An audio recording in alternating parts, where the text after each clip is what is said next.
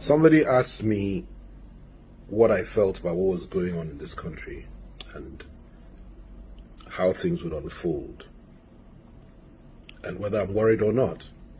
The answer to the question is yes, I am worried.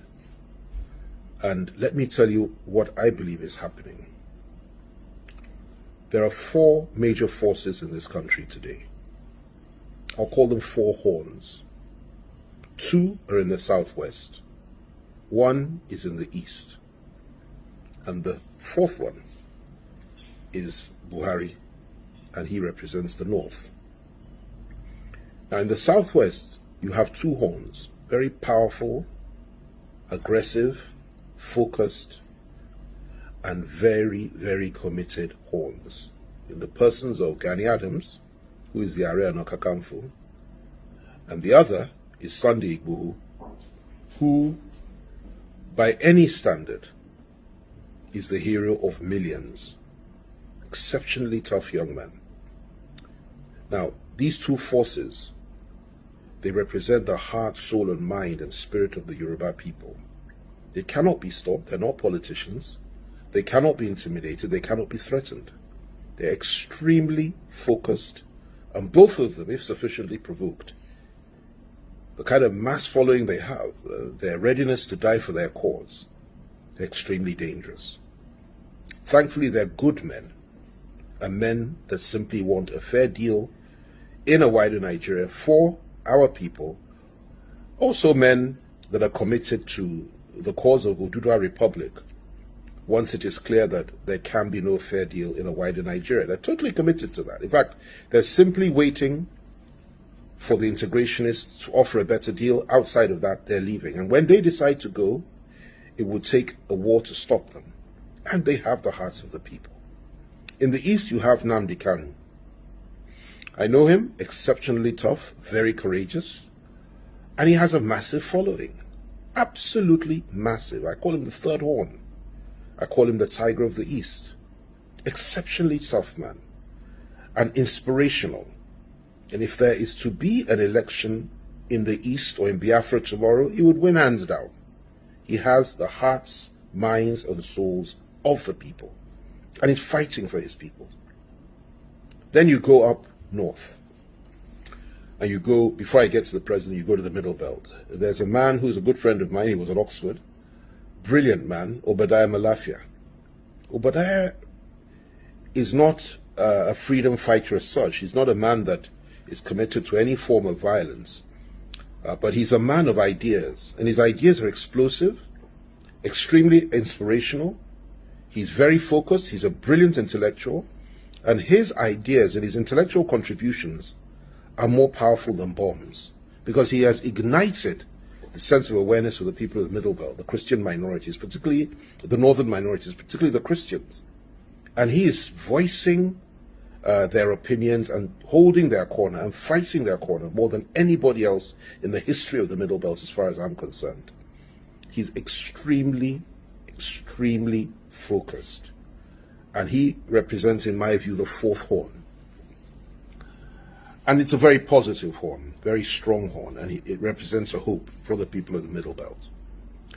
Then, of course, you have President Buhari himself, who I believe is the fifth horn. So rather than four, there are five horns.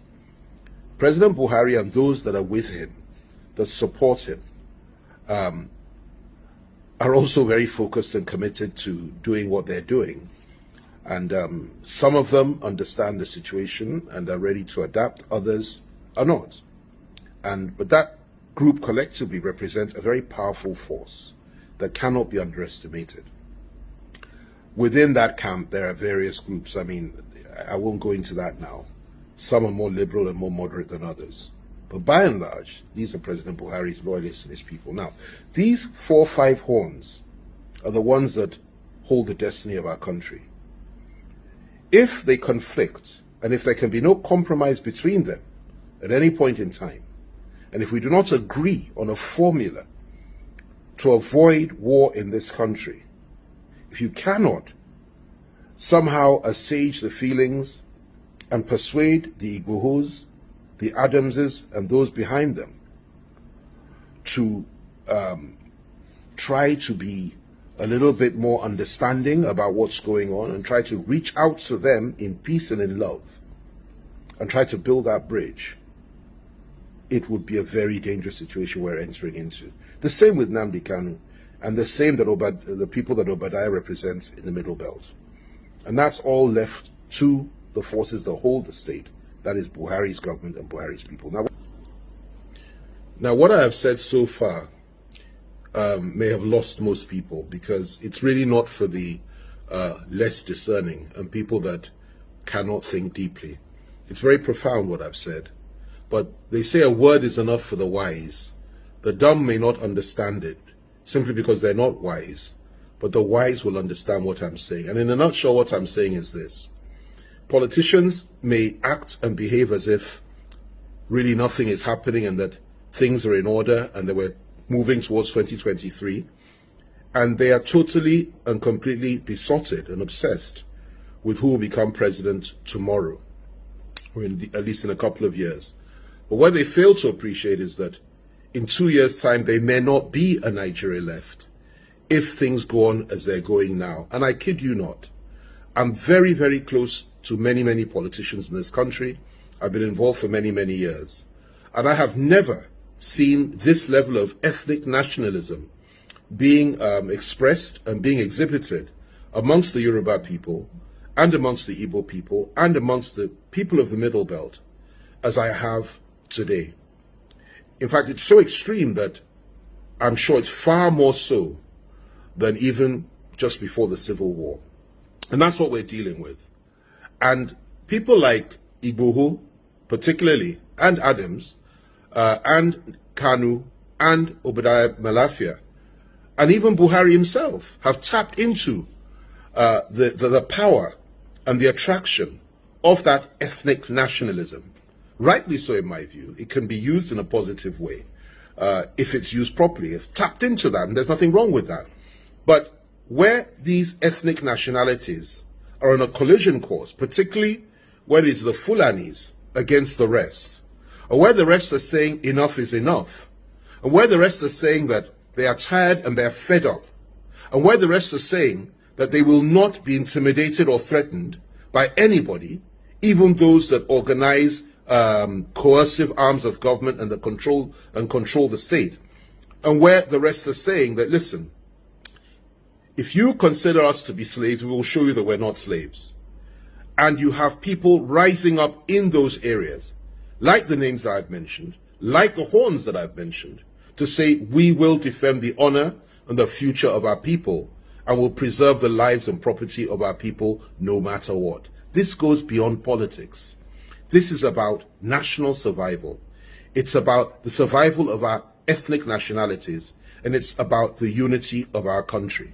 So I would urge politicians and those that cannot think very deeply to begin to think about what's going on. We're sitting on a keg of gunpowder, and we're acting as if nothing is happening. We've put our heads in the sand like an ostrich, and we're pretending that nothing has gone wrong. In the East today, people are being killed every day, being butchered by our security forces. And of course, unknown gunmen, as they call them, are also attacking not just civilians, but members of our armed forces, members of our police, and so on and so forth, which of course I do not support. I think it's wrong. Violence both ways is wrong. And two wrongs do not make a right. So what's going on there is unbelievable. In some cases, in some parts, policemen cannot even wear their uniforms now because they're scared of being attacked. And this is very sad. Same in the South. In the Southwest, you have massive militias being built up around two charismatic leaders who are prepared to go all the way if sufficiently provoked and if the state cannot guarantee the lives and properties of the Yoruba people. And let me tell you, it is only because the elders of the Southwest have been holding them back and chanting restructuring as a way out. That is why the West has been a little bit restrained. This will not last for much longer. The people there are fired up and they want their own country, and you can't wish it away. The Middle Belters have been completely suppressed, subjugated, oppressed, cheated, and belittled for so many, many years now, far more than any other group in this country. They are also seeking for emancipation. They also want a way out. And that is ably reflected by the activities and words of a man like Obadiah Malaifa, like I said earlier. And then, of course, you have the core North itself, represented mainly by President Buhari and those that think like him. Not all are extreme. Some are not. And thankfully, those that are not so extreme are the ones we can reach out to and talk to. But those that are, have no place in Nigeria anymore, as far as I'm concerned, and really ought to consider going back to Chad, Niger Republic, wherever they come from, and resettle there. But as far as this country is concerned, whether you listen to me or not, whether you believe me or not, and we will have this conversation again in about 3 years' time, and I'm sure at that time you will say, yet again, FFK was proved right. But for the now, the important thing is to recognize the challenges we're facing, cause these horns to come together and negotiate and discuss the way forward. Because if we don't do that, I assure you, there will be conflict somewhere down the line. The state cannot hold these forces down by arms. The state cannot suppress the will of the people of the Southwest through arms. They cannot do it. They can't do the same to the people of the Southeast. They can't kill everybody in the South. They can't kill everybody in the Middle Belt. And they cannot kill everybody amongst those in the core North that also want to change. What we need to do is to establish the fact that it is important for us to sit down and talk as nationalists and see if there's a way out of this and negotiate this thing to a point that everybody is comfortable, whether through restructuring or whatever it is. What we mustn't do is continue to act as if we don't need to talk to each other and act as if nothing will change, nothing will happen, doesn't matter how many people are killed, that the state can hold the line. The state cannot hold the line in a conflict like this. It's only a question of time. It's only a question of time.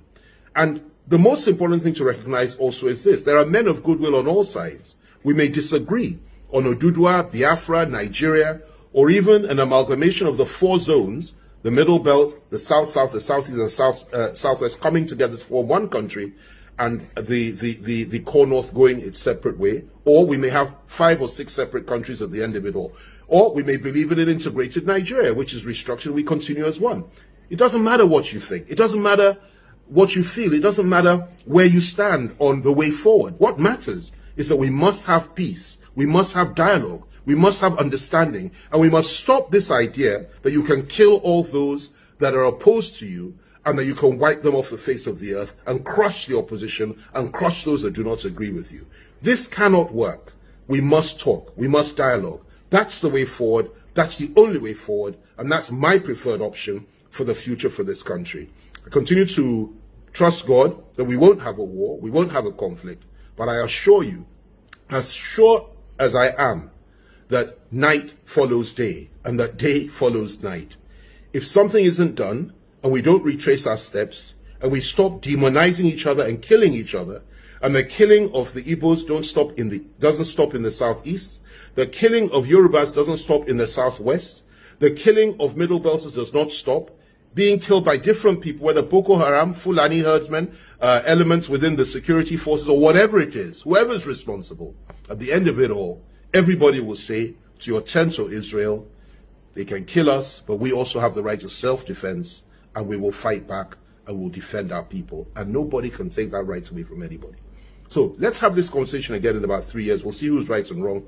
But I urge you all just to think and to understand the complexity of this situation and the gravity of this terrible mire that we found ourselves in.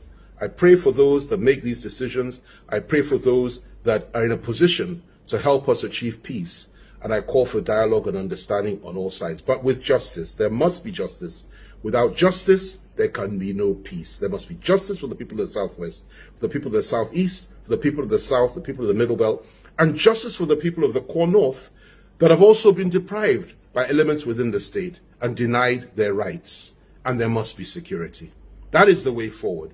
Talk to Adams, talk to Igboho, talk to Nnamdi Kanu, talk to Obadiah Malafia, talk to everybody And those on the other side also need to be able to talk to elements within the Buhari government for us to now agree that we go our separate ways peacefully.